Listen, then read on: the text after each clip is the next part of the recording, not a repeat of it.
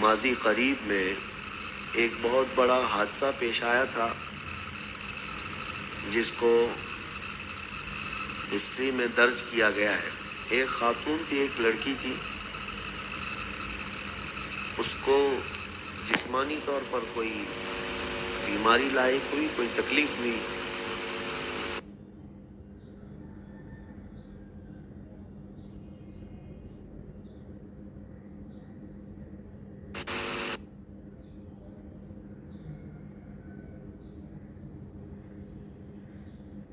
لڑکی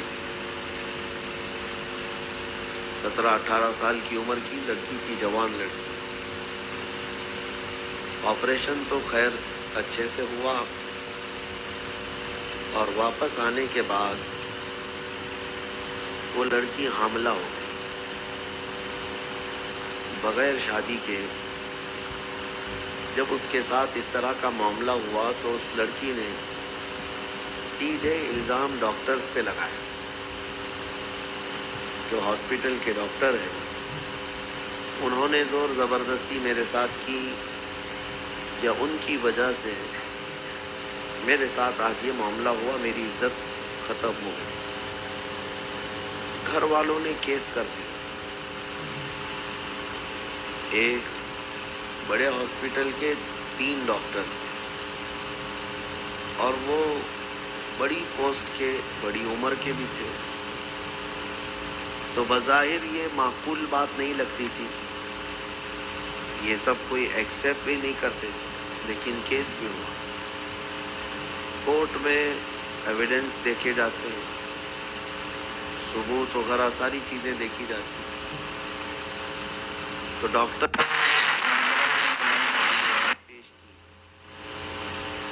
انہوں نے کیمرے وغیرہ بھی جو ریکارڈ تھے وہ پیش کیا، آپریشن تھیٹر میں جو ان کے اسسٹنٹ ہوتے ان کو پیش کیا۔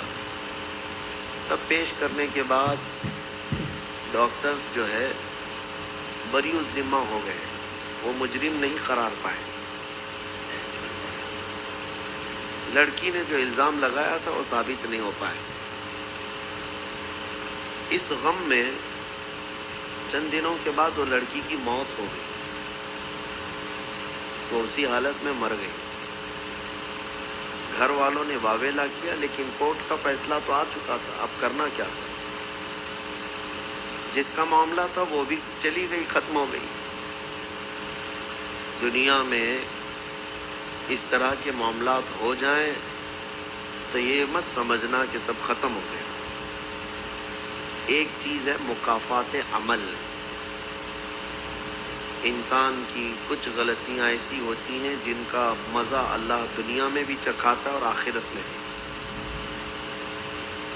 ہوا یہ جو میں بتا رہا ہوں یہ کسی اور کا نہیں، جو ان 3 ڈاکٹر ہیں ان میں سے ایک ڈاکٹر کا لکھا ہوا آرٹیکل میں آپ کو بتا،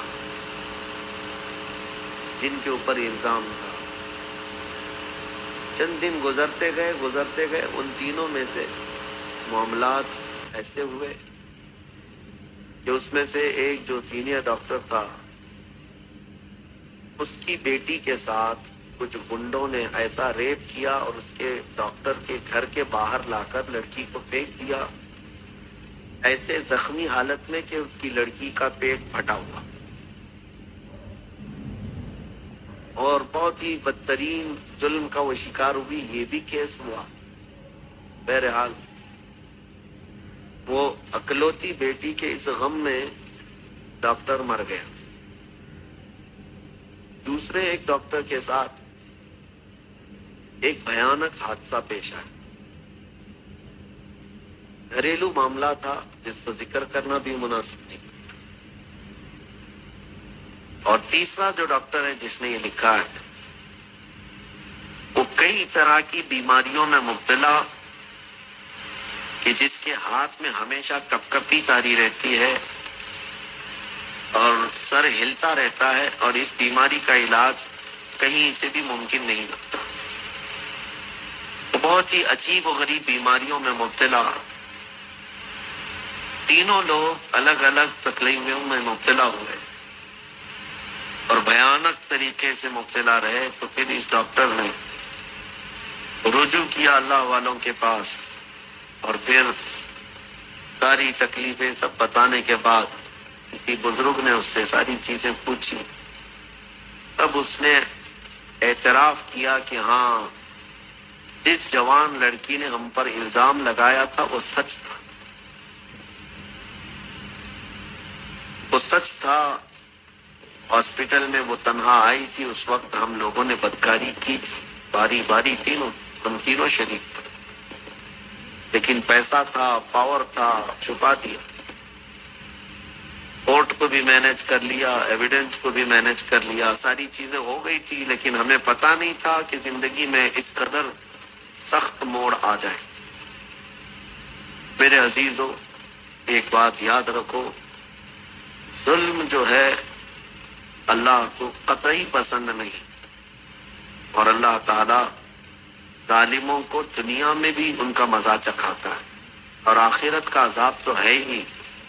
اس کو کہتے ہیں مکافات عمل۔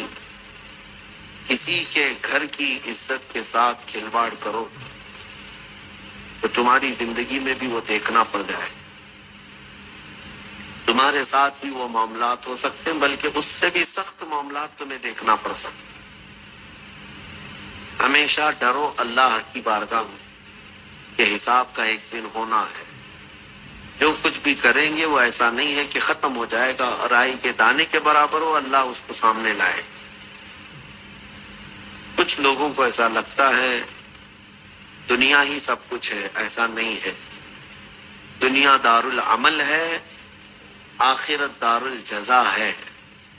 لیکن دنیا میں بھی کچھ لوگ اللہ تبارک و تعالیٰ کے عذاب کا شکار ہو جاتے ہیں، اور پھر آخرت میں بھی ان کے لیے۔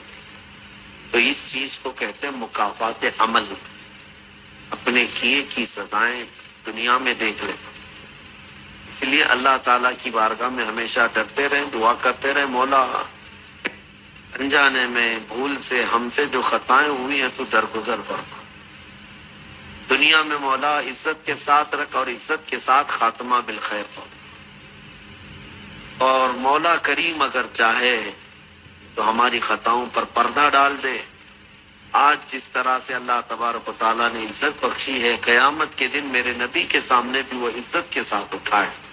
وصلی اللہ تعالی علی خیر خلق محمد وآلہ واصحابہ اجمعین برحمتک یا ارحم الراحمین۔ آپ کے جو سوالات ہوں گے انشاءاللہ العزیز، کل سے ہم آپ کے سوالات کے جوابات یہاں رکھیں گے۔ جس کو جو بھی سوال کرنا ہے اورلی نہیں کر سکتے تو ریٹرن میں لا کر کے یہاں پر رکھ دیں۔ جس طرح کے بھی سوالات ہیں، ہو سکتا ہے محفل میں کچھ لوگوں کو سوال کرنے میں دقت آتی ہو، جھجک محسوس ہوتی ہو، لکھ کر کے یہاں پر پہنچا دیں۔